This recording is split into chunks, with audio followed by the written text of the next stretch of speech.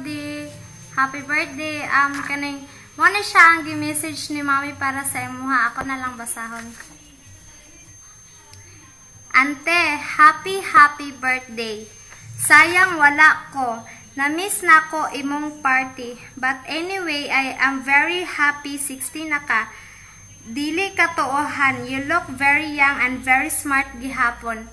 And I am very thankful and lucky you are my auntie because you are like a mother to me. You always there anytime I need you. Protect and most of all in my downfall times. I really appreciate all your help to me and to my family. Isang text lang naa kadayon. Salamat jud kaayo sa tanan-tanan.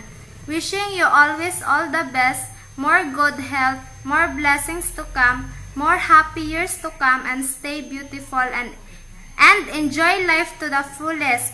I love you and happy birthday. Happy birthday, Mama Lodi. Kaning sayang wala may dara sa imong party. Maglarga man gud mi sa Cebu kay magsinulog ni Mami. Kaning enjoy sa imong birthday. Tita Janelle, kaning kuan. Kaning congrats sa imong kuan, sa imong surprise. Bye-bye.